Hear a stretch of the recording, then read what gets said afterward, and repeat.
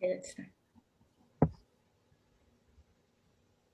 Hello, everyone. We are from Group 3. My name is Aleli Cruz, and my group mates are Koharu, Amy, and Margarita from different universities around the globe.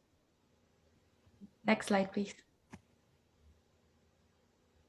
At the start of the session, we have seen an article that studied the relationship between walkability and personality.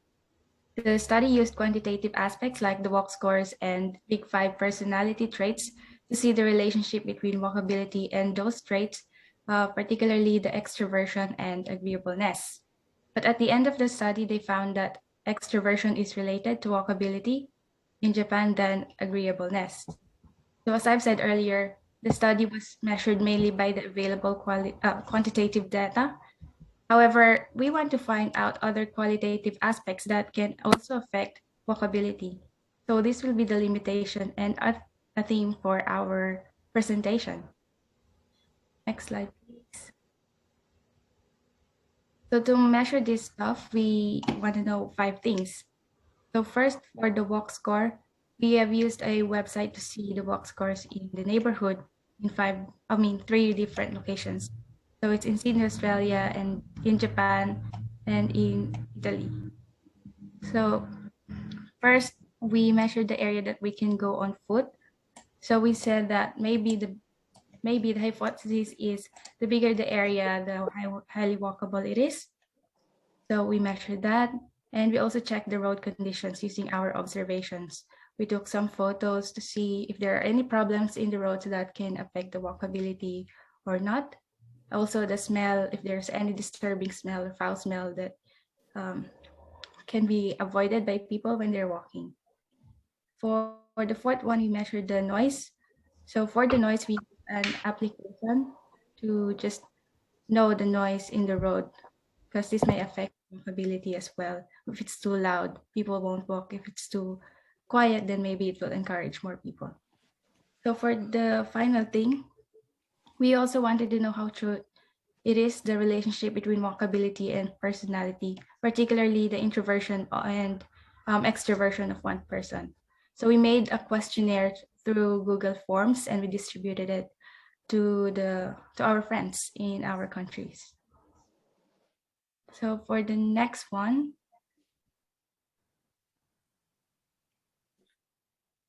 Yes.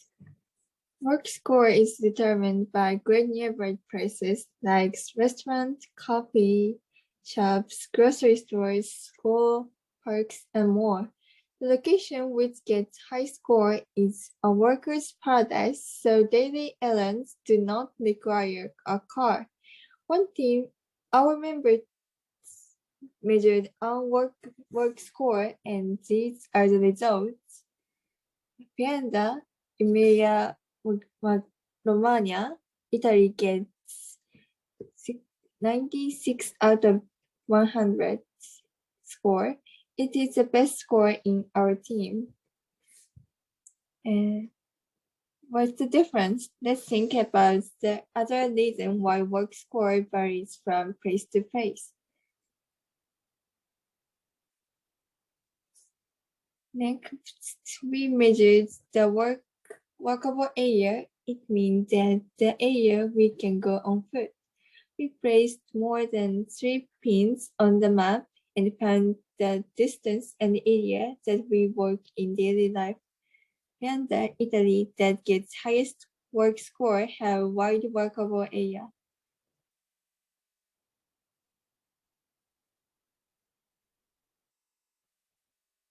And we also measured we worked around our house and learned about the neighborhood.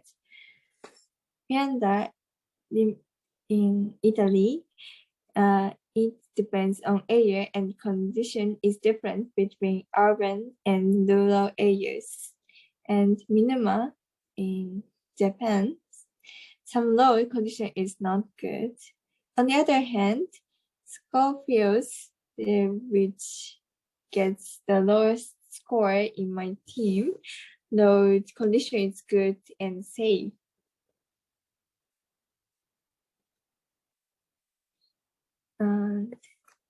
Nogata in Tokyo it gets 92 work score, but the road is a lot of traffic and it is not comfortable to work around.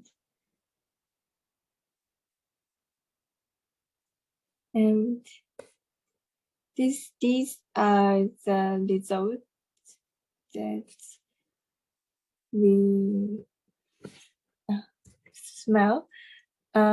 We can't find any relationship between high work score and smell.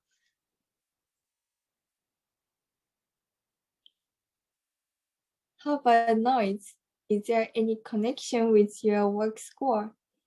Panda, which gets highest score, gets the highest average of noise sound decibel.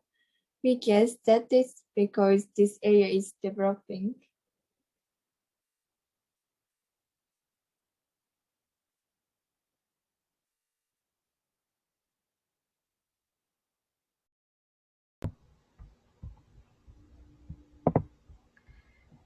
Okay, so we decided to collect data by means of a questionnaire, which we have submitted to our friends in order to check if walkability affects personality. And the participants were Japanese, Australian, Chinese, and Italian. 65% of the answers came from Japan, 20% from Italy, 10% from Australia, and the rest, so I think 5% from China. And firstly, we decided to ask how much people walk around their area, and the majority of them walk in their neighborhood. However, this does not necessarily mean that people who walk a lot around their area are more extrovert. For example, there are people who answered that they go around buy food, just buy what they need, and they do not chat with their neighbors.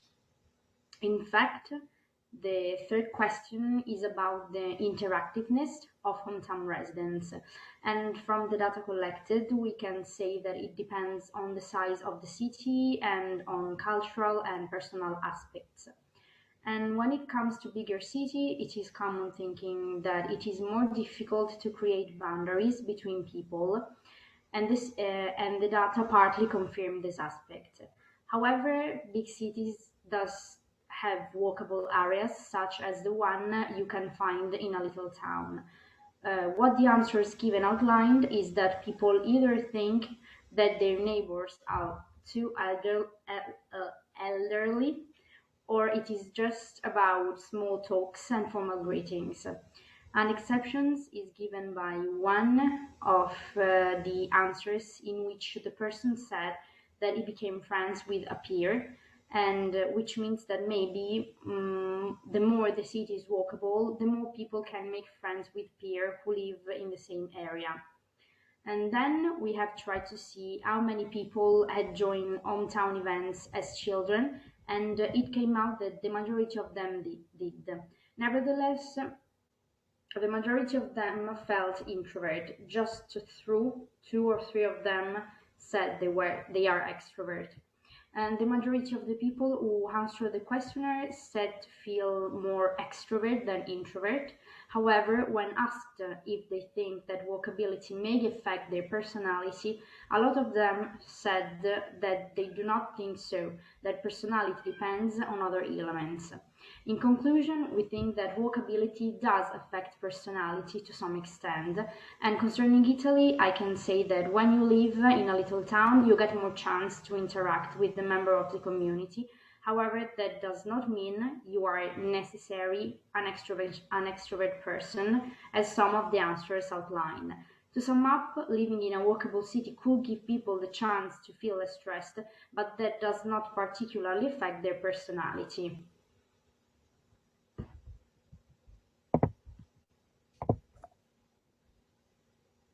Okay, then we analyze the data. Walk score is a total score, so in macro view, each town has individual strengths and problems. Walkable areas seem vary depending on the structures of the town and the person's experience. Margarita and my town have wide walkable areas because both have some parks, sports fields, and museums, which are accessible from one place to another. But to make the most of the structure of the town, the residents should know the town's map and get used to it. So Amy, who moved to High Town recently, has less walkable area. So one thing we need to consider is that it is totally unknown whether a walkable town makes a person walk, or the person likes to walk and the area where she goes on foot is expanded. So when seeing the results of the walkability and the personality, it cannot be explained whether extrovert person like to walk or people who like to walk become extrovert. So on this personality point of view, we concluded that the personality and human behavior should be affected by each other, but the behavior is affected by the town's walkability, but we are in the chicken or egg situation.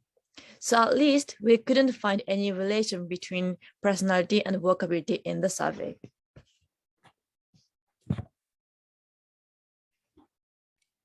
Just to summarize all our conclusions. So firstly, based on the results, as we said earlier, noises varies regardless of the walk score. Like the